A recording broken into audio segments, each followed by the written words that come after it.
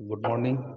I am Professor Raju Goswami of Tumka Engineering College, going to teach power protection of power apparatus system today, and that is on 28th January 2022 for fourth year electrical engineering. Am I audible? Yes, sir. Okay.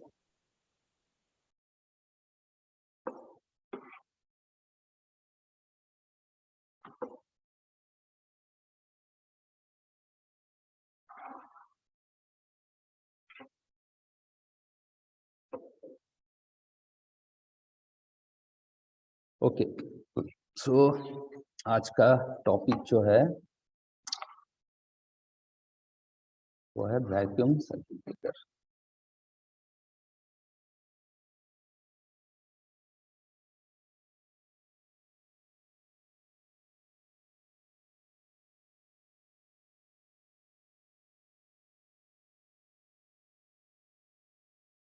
इसको हम short form में VCB कहते हैं। Okay, तो हम VCB कहते हैं। So why vacuum? Because यहाँ पर क्या है, vacuum is used as arc quenching medium. तो हम सभी जानते हैं कि हर एक सर्किट ब्रेकर जो हमने इससे पहले स्टडी किए थे, तो सबका जो नेम है वो क्या है, उसका जो आर्क क्वेंचिंग मीडियम हम यूज करते हैं उसके आधार पर सर्किट ब्रेकर का नाम दिया गया। तो जैसे कि हमने देखा वाइल सर्किट ब्रेकर में वाइल यूज होता है, एयर सर्किट ब्रेकर में कॉम्प्रेस्ड एयर होता है, SF6 में कॉम्प्रेस्ड SF6 गैस यूज होता है। वैसे ही वैक्यूम जो सर्किट ब्रेकर है, यहाँ पर as an arc quenching medium हम वैक्यूम को यूज करते हैं। सो वैक्यूम मतलब कि कुछ भी नहीं, मतलब कोई गैस नहीं, कोई एयर नहीं, कोई पार्टिकल नहीं, तो ऐसा एक मीडियम हम यूज करते हैं। तो इसका बेसिकली जो रेंज होता है वो 10⁻⁻7 टू 10⁻⁻5 टॉर होता है। तो तुम लोग जानते हो टॉर ये प्रेशर का यूनिट होता है, ठीक है। ये प्रेशर का यूनिट होता है, जैसे कि हम जानते हैं 1 torr is equal to 133.32 pascal और 1 torr is equal to 0.999 mm mercury. Okay, so इतना प्रेशर में वहां पर arc quenching as an arc quenching medium हम वैक्यूम को यूज करते हैं। And vacuum offers the highest insulating strength and it has far superior arc quenching property than any other medium. Okay, तो vacuum क्या है, यहाँ वैक्यूम सबसे ज्यादा इंसुलेशन प्रोवाइड करता है, जैसे कि comparison to oil, air, SF6 जो भी है, सारे सर्किट ब्रेकर से अगर इसको कंपेयर करें तो वैक्यूम सबसे ज्यादा डाइलेक्ट्रिक स्ट्रेंथ या इंसुलेशन स्ट्रेंथ को प्रोवाइड करते हैं। ओके, सो यहाँ पर क्या होता है, when contacts of a circuit breaker are open in vacuum, the interruption occur at first current 0. Okay, at first current 0. So हम जानते हैं फर्स्ट करंट 0 मतलब एसी का एक साइकिल होता है तरह के। सो एक साइकिल में 0 पोजीशन में आता है, तो 0 पोजीशन में जब आता है मतलब कि इस पोजीशन में करंट का वैल्यू हम जानते हैं 0 हो जाता है। जब भी फर्स्ट करंट 0 होता है तब भी वहां पर करंट इंटरप्ट हो जाता है। ओके, तब भी करंट इंटरप्ट हो जाता है। कैसे होता है हम आगे जाके देखें। Okay, and the dielectric strength between the contact build up at a rate 1000 of times higher than that obtained with other circuit। Okay, तो यहाँ पर जो डाइलेक्ट्रिक स्ट्रेंथ यहाँ पर एस्टेब्लिश्ड होता है वो बाकी सर्किट ब्रेकर के कंपैरिजन में 1000 टाइम्स हायर होता है, ठीक है, 1000 टाइम हायर होता है। इसका डाइलेक्ट्रिक स्ट्रेंथ ना ज्यादा है। क्यों? क्योंकि यहाँ पर हम वैक्यूम को यूज करते हैं। ओके, सो एक्चुअली इसका कंस्ट्रक्शन अगर देखें तो देखो एक जेसीबी का एक पिक्चर देख लेते हैं।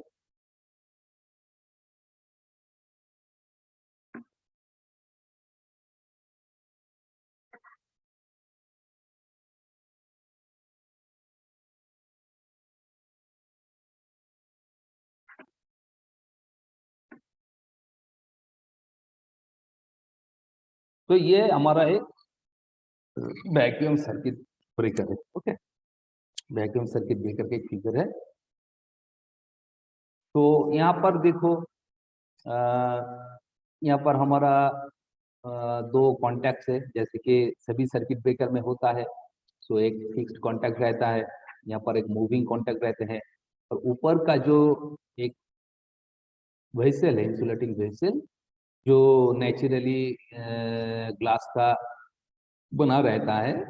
ग्लास का क्यों बना रहता है? क्योंकि भीतर का जो ऑपरेशन है उसको हम ऑब्जर्व कर सके। ठीक है, मतलब कि जब भी ऑपरेशन होगा तो इसके अंदर एक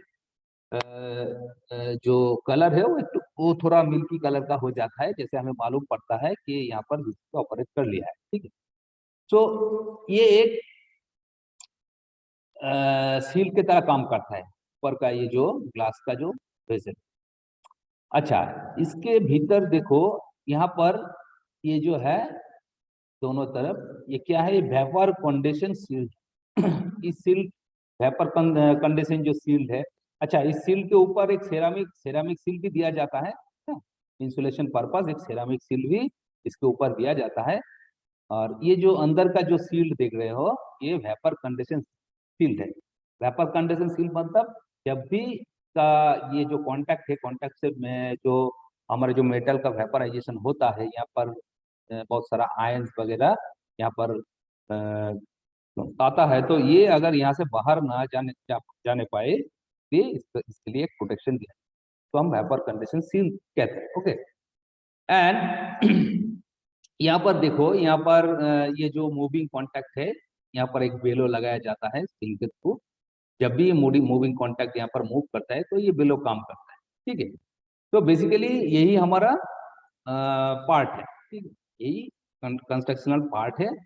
सो अब हम देखते हैं ये एक्चुअली काम कैसे करता है। ठीक है, सो देखो, जब भी मतलब कि नॉर्मल कंडीशन में क्या होता है, ये दोनों कॉन्टैक्ट, फिक्स कॉन्टैक्ट या मूविंग कॉन्टैक्ट जो है, ये दोनों कॉन्टैक्ट एक दूसरे से कनेक्ट रहता है। ठीक है, एक दूसरे से कनेक्टेड रहता है।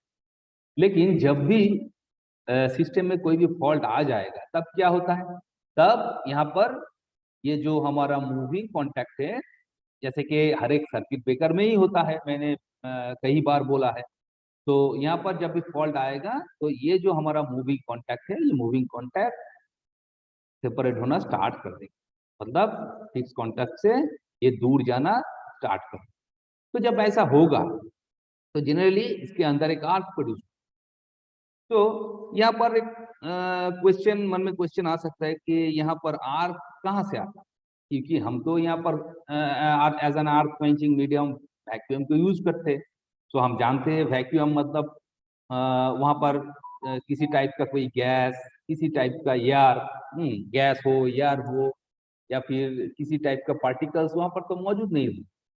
सो आर्क कहाँ से मिलेगा? है कि नहीं? तो एक्चुअली यहाँ पर जो केस होता है, मतलब यहाँ यहाँ का जो मैकेनिज्म है या फिर जो वर्किंग है, ये बाकी सर्किट ब्रेकर से थोड़ा अलग है। तो यहाँ पर जो आर्क प्रोड्यूस्ड होता है वो एक्चुअली फील्ड एमिशन थियरी यहाँ पर काम कर, फील्ड एमिशन थियरी। सो फील्ड एमिशन थियरी मैंने शायद पिछले सेमेस्टर में जब इलेक्ट्रिकल इंजीनियरिंग मटेरियल को हम पढ़ा रहे थे तब भी हम बताया था, शायद तुम लोगों को याद होगा। तो एक्चुअली फील्ड एमिशन थ्योरी क्या होता है? देखो, यहाँ पर माइक्रोस्कोपिक शार्प प्रोजेक्शन होता है on the surface of the contact. ठीक है, ऑफ ए ब्रेकर। सो यहाँ पर एक क्या होता है, हाई इंटेंसिटी फील्ड यहाँ पर एक्ट करते हैं। ठीक है, हाई इंटेंसिटी फील्ड। तो नेचुरली हम जानते हैं कि फील्ड एमिशन थियरी जो होता है, मान लो कि यहाँ पर एक सरफेस होता है। ठीक है, यहाँ पर एक मान लो कि एक यहाँ पर एक सरफेस, और इस डायरेक्शन में अगर हम इलेक्ट्रिक फील्ड यहाँ पर अगर अप्लाई करते हैं, तो क्या होता है, इस सरफेस के ऊपर जो जितना सारा इलेक्ट्रॉन्स है वो इलेक्ट्रॉन्स यहाँ से एमिट करते हैं, मतलब इलेक्ट्रॉन का एक एमिशन, ठीक है। तो इलेक्ट्रॉन यहाँ से बाहर आ जाए। तो हम जानते हैं इलेक्ट्रॉन का जो डायरेक्शन है वो फील्ड के ऑपोजिट डायरेक्शन में होता है। तो बेसिकली यही फील्ड एमिशन थियरी है, तुम लोग फिजिक्स में भी पढ़ा होगा, ठीक है, कि फील्ड के कारण जो इलेक्ट्रॉन का एमिशन होता है वही फील्ड एमिशन थियरी कहलाता है, ठीक है। तो फील्ड एमिशन थियरी के कारण इस ये जो हमारा सरफेस एरिया है यहाँ से इलेक्ट्रॉन रिलीज होगा, इलेक्ट्रॉन रिलीज होगा।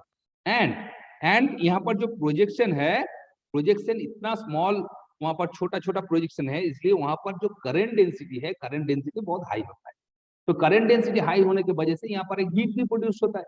तो हीट प्रोड्यूस होने से क्या होता है, इस मेटल सरफेस से सिर्फ इलेक्ट्रॉन ही नहीं, यहाँ पर आयंस भी रिलीज होते हैं। ओके, यहाँ पर आयंस भी रिलीज होता है, ठीक है। आयन का जो कि एक मेटालिक वेपर, ठीक है, और आयंस और इलेक्ट्रॉन यहाँ पर प्रोड्यूस्ड हो जाए। तो जब ऐसा होगा तो यहाँ पर इन दोनों कॉन्टैक्ट के बीच क्या होगा, एक करंट का एक पाथ मिल जाए, ठीक है, मतलब यहाँ पर एक कंडक्शन होगा। तो जब करंट का कंडक्शन होगा तब यहाँ पर क्या होगा, आर्क प्रोड्यूस्ड होगा। तो इसी तरह से इसके अंदर आर्क प्रोड्यूस्ड होता है। लेकिन हमने पहले ही बताया कि फर्स्ट करंट जब जीरो होता है, ये आर्क उतना टाइम तक यहाँ पर नहीं रहेगा, ठीक है, बहुत जल्दी ये आर्क फिनिश्ड हो जाएगा। क्यों? क्योंकि जब भी फर्स्ट साइकिल में फर्स्ट करंट जब जीरो होता है, तब क्या होगा, करंट जब जीरो हो गया, करंट का कंडक्शन तो नहीं होगा, तो उस टाइम पे इस वैक्यूम का डाइलेक्ट्रिक स्ट्रेन इतना हाईली फ्यूल्ड होता है कि नेक्स्ट साइकिल के लिए करंट का और कोई पाथ नहीं मिलेगा। सो ऑटोमेटिकली यहाँ पर हाई एक डाइलेक्ट्रिक स्ट्रेन एस्टेब्लिश हो जाएगा और करंट को रोक देगा। फिर से नेक्स्ट साइकिल के लिए करंट का और कोई पाथ नहीं मिलेगा, सो आर्क ऑटोमेटिकली यहाँ पर एक्सटिंग्विश हो जाएगा या फिर खत्म हो जाएगा। ओके, एंड इसका और भी एक रीजन है, मेन रीजन तो यही है। दूसरा क्या है, दूसरा देखो, ये जो कांटेक्ट है, कांटेक्ट थोड़ा थोड़ा इसका तो मूवमेंट होगा, थोड़ा थोड़ा मूवमेंट होगा, तो इसका इस दोनों कांटेक्ट के बीच एक डिस्टेंस भी होगा। तो जब भी हम जानते हैं कि आर्क का ये जो लेंथ है, लेंथ बढ़ता है तो ये ऑटोमेटिकली वीक होता है, तो ये भी इसका एक रीजन है। एंड फाइनली क्या होता है, जब भी यहाँ पर वो हाई डाइलेक्ट्रिक स्ट्रेन के वजह से जीरो करंट में करंट जब फिनिश हो जाता है, यहाँ पर आर्क जब फिनिश हो जाता है, तो ऑटोमेटिकली यहाँ पर जो मेटालिक वेपर, आयंस या तो फिर इलेक्ट्रॉन्स वगैरह जो भी है, वो फिर से क्या होता है, फिर से कंडेंस होके यहाँ पर आ जाता है, सरफेस पे फिर से आ जाता है। सो यहाँ पर और आर्क प्रोड्यूस्ड होने की कोई चांसेस नहीं रहता है, ठीक है, एकदम पूरा पूरा कि ये आर्क खत्म हो जाएगा, ठीक है। मतलब ये सर्किट ब्रेकर कभी फेल नहीं करता है, जब ऑपरेट करेगा तो पूरा आर्क को ये फर्स्ट साइकिल में ही फिनिश कर देगा, ठीक है। So basically vacuum circuit breaker का यही प्रिंसिपल है। सो so when the breaker operates, the moving contact separate from the fixed contact and arcing start between the contact. तो जब भी ऐसा होता है, सो यहाँ पर देखो, यहाँ पर हमने बताया कि सबसे जो आर्क प्रोड्यूस होने का जो मेन रीजन है, सो यही हमारा फील्ड एमिशन थियरी से हम इसको दिखा सकते हैं, ठीक है। तो यही यहाँ पर हो रहा है। और यहाँ पर जो ये जो सेपरेशन है, उतना ज्यादा सेपरेशन नहीं होता है, तकरीबन 0.625 सेंटीमीटर, इतना इतना डिस्टेंस ही बन पाता है, ठीक है। So vacuum has very fast rate of recovery dielectric strain. The arc extinction in a vacuum circuit breaker occurs with a short contact separation. Short contact separation, that means 0.625, तो इतना ही distance बन पाता है। ओके, सो ये basically हमारा vacuum circuit breaker है। तो हाँ, जैसे कि हम जानते हैं, यहाँ पर हम इस पर लिख देते हैं कि vacuum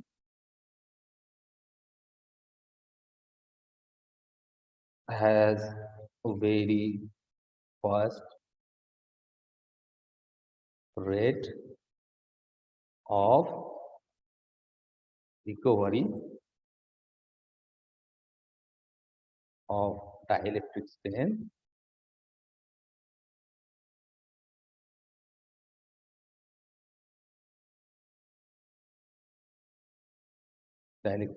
the arc extension, the arc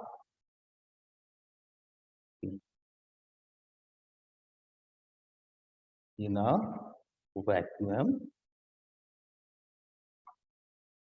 in a vacuum breaker, in a vacuum breaker occurs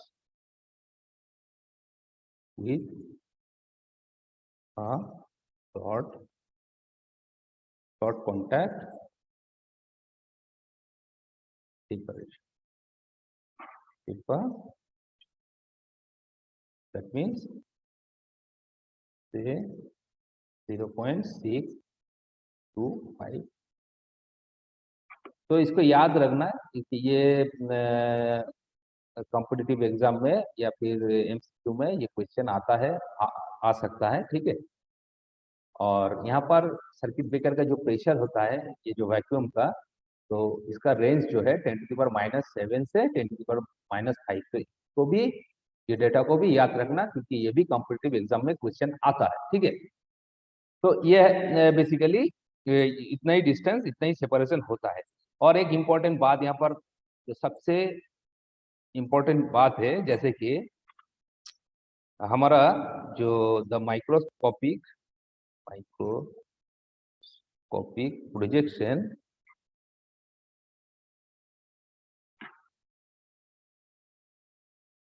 projections on the surface,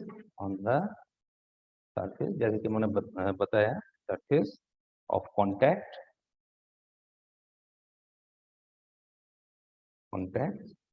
of the circuit breaker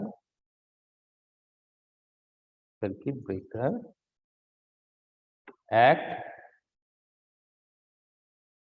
as points of high field intensity. Okay.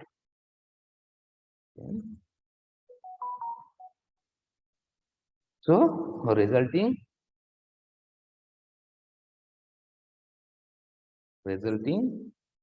in the emission of electrons. Okay. And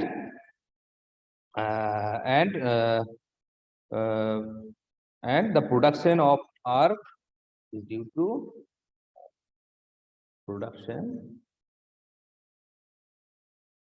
of arc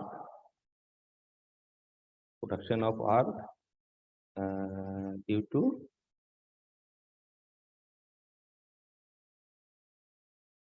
the ionization,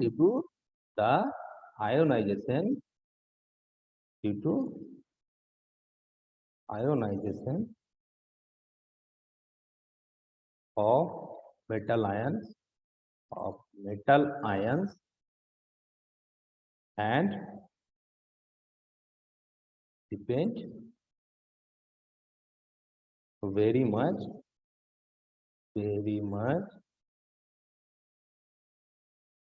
on the material contact.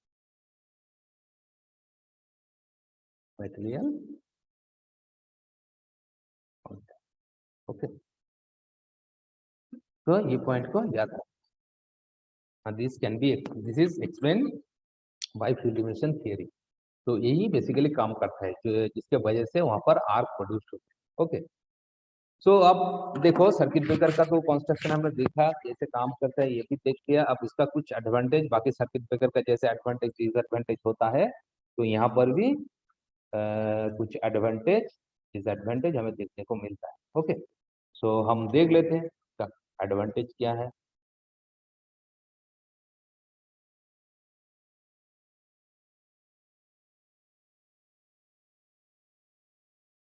क्या advantage क्या है?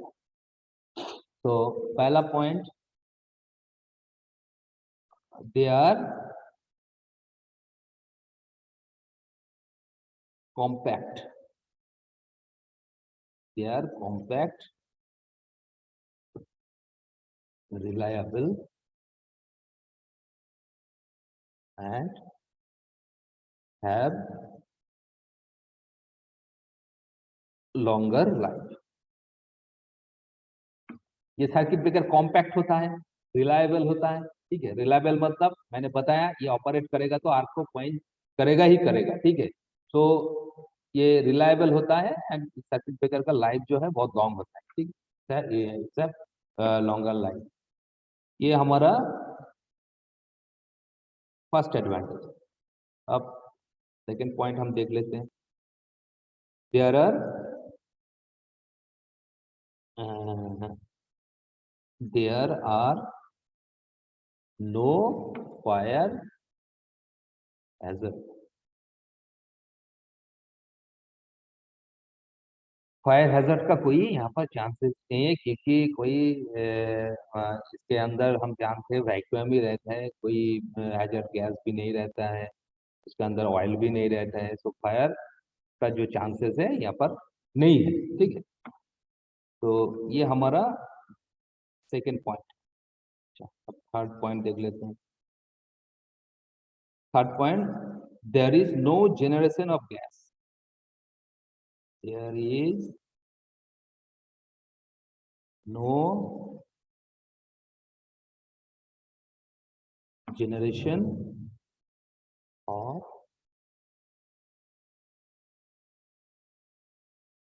there is no generation of gas during and after operation। ठीक है, there is no generation of gas during and after operation, वहां पर तो gas generation होने का कोई चांसेस नहीं। Number fourth, they can interrupt any fault current, they can interrupt any fault current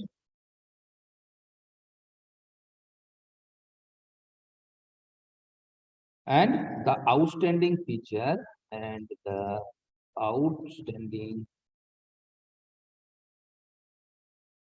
feature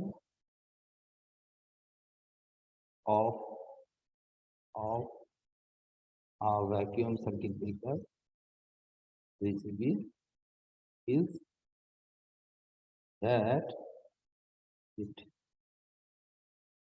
can break any heavy fault current, any heavy fault current perfectly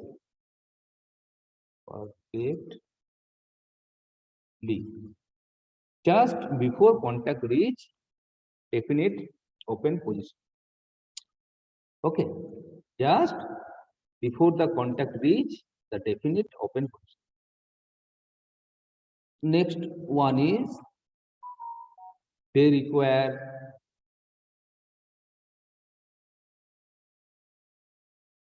little maintenance, little maintenance and are under wait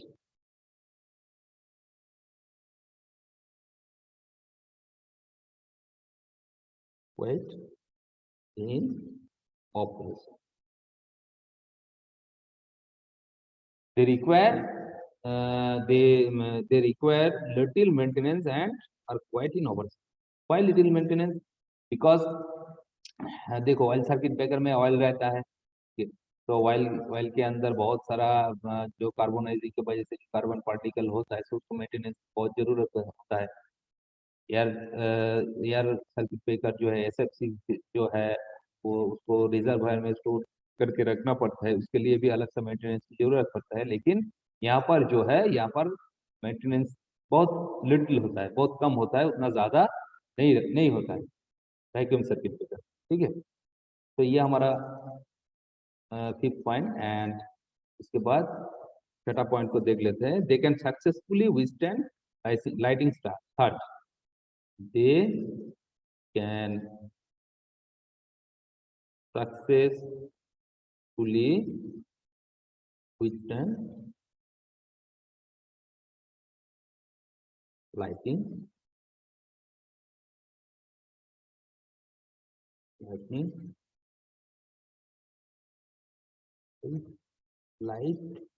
okay, LIGHTNING lightning search.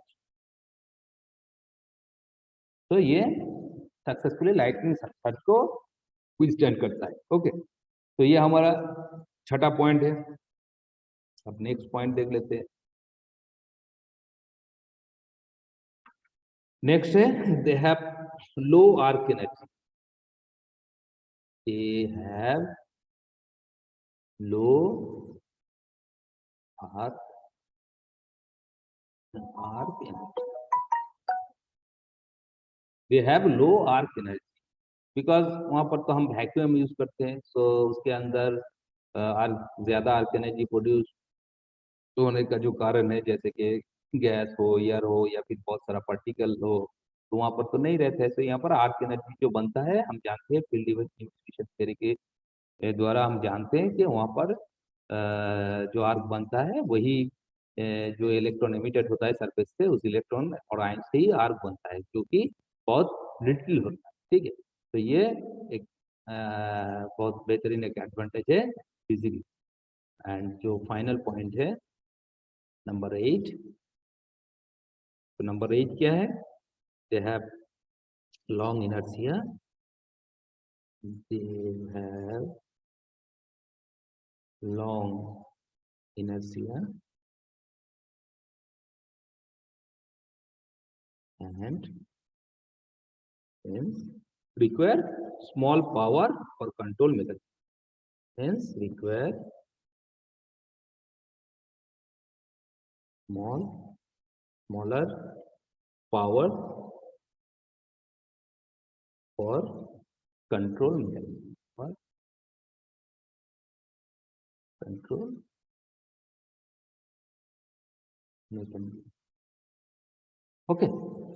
They have long inertia, इसका जो inertia होता है, inertia हम सभी जानते हैं, inertia जो होता है वो बहुत लॉन्ग होता है, इसके वजह से इसका जो required smaller power for control mechanism के लिए जो पावर की जरूरत होता है वो बहुत कम होता है, ओके। तो ये हमारा छठा पॉइंट है। अब इसका एडवांटेज उतना एडवांटेज इसका नहीं है, लेकिन हम ये बोल सकते हैं कि इसका जो वो वैक्यूम, ठीक है, देखना पड़ेगा कि वैक्यूम जो जहाँ पर रहता है, ठीक है, वो वेसल अगर लीक वगैरह हो जाए तो वहां से वैक्यूम रिलीज हो जाएगा, की वजह से ये सर्किट ब्रेकर ऑपरेट होना बहुत मुश्किल हो जाएगा, ऑपरेट ही नहीं कर पाएगा। तो उसको ठीक ठाक से प्रोटेक्ट पे रखना चाहिए और ऑब्जर्व करना चाहिए, ताकि कोई तरह की वहां पर कोई लीकेज ना आए, ठीक है। लीकेज आए तो वैक्यूम सर्किट ब्रेकर काम नहीं करे। तो ये एडवांटेज तुम लोग लिख सकते हो। वैसे इसका कोई एडवांटेज ज्यादातर नहीं है। तो अब इसका हम कुछ एप्लीकेशंस देख लेते हैं कहाँ पर यूज होता है। Voltage rating, current rating range में यूज होता है, ये हम देख इसका application.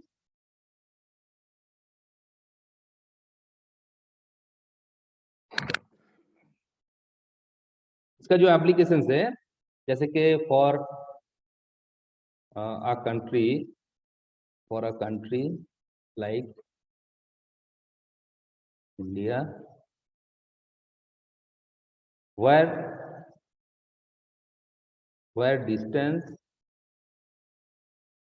are quite large. Okay, हमारे यहाँ पर जो डिस्टेंस होता है बहुत लार्ज होता है, and access and accessibility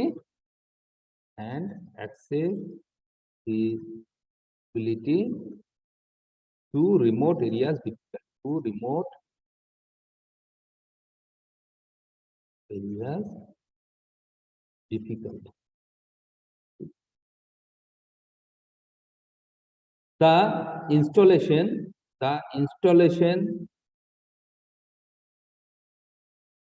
of such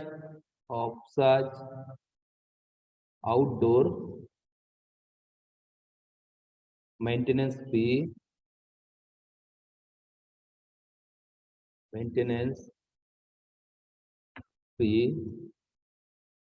circuit breaker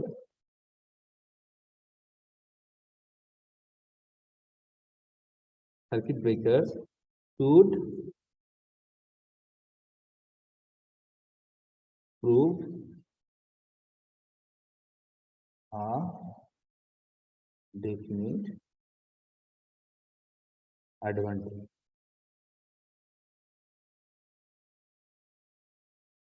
ये सर्किट ब्रेकर हम जैसे कि जैसे कि जो रिमोट एरिया होता है, ठीक है, रिमोट एरिया में ये सर्किट ब्रेकर हम यूज कर सकते हैं, क्योंकि इसका जो लाइफ होता है हम जानते हैं, इसका जो लाइफ होता है लॉन्गर लाइफ होता है, ठीक है, इसका मेंटेनेंस जो होता है बहुत कम होता है, सो लो मेंटेनेंस, ठीक है, एंड लॉन्गर लाइफ की वजह से इसको रिमोट एरिया में हम यूज कर सकते हैं, ठीक है, यूज करते हैं। ओके, तो वैक्यूम ब्रेकर्स इसका देख लेते हैं, इसका जो रेंज होता है। So vacuum circuit breaker are being employed for outdoor applications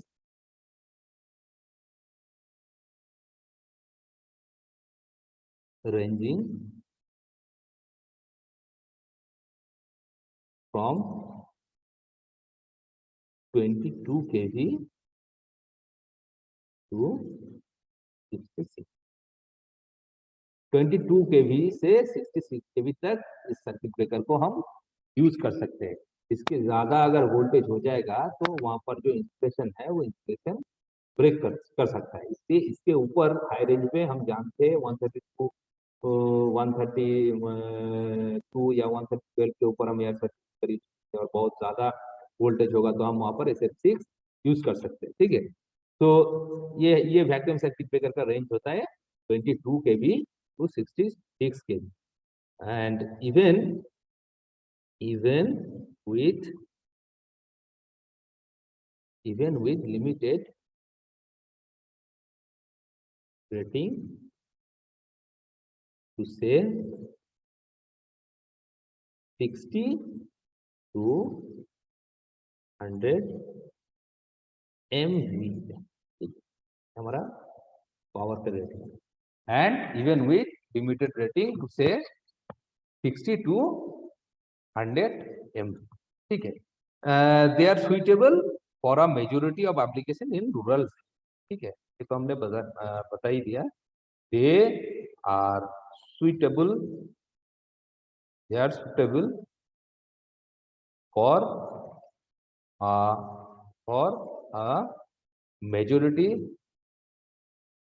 a majority of applications in rural area, ठीक है, रूरल एरिया में मेजोरिटी एप्लीकेशन जो है वो रूरल एरिया में होता है, ठीक है। क्यों रूरल एरिया में होता है? क्योंकि हमने बताया लाइफ लॉन्गर है, मेंटेनेंस बहुत लिटिल होता है, मेंटेनेंस के लिए बार बार हमें जाना नहीं पड़ता है, तो रूरल एरिया में हम इसको यूज करते हैं। ठीक है, तो ये हमारा vacuum circuit breaker.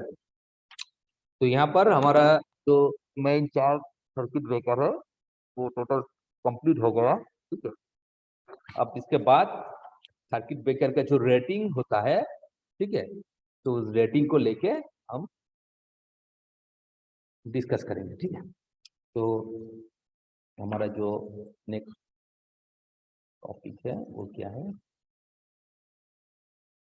Circuit breaker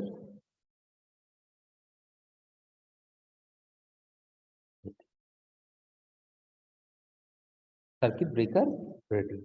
ठीक है, तो सर्किट ब्रेकर का जो रेटिंग होता है, रेटिंग जानने से पहले हम देखते हैं इसका मेनली सर्किट ब्रेकर का ड्यूटी क्या है।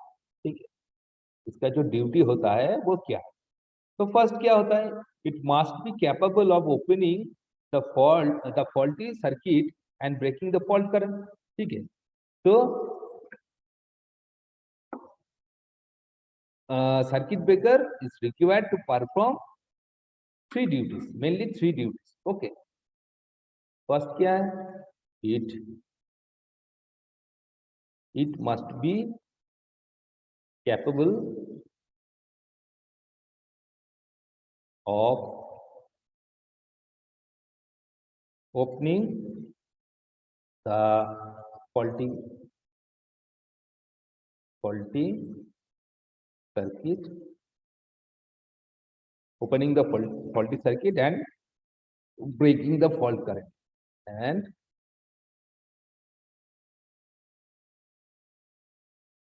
breaking the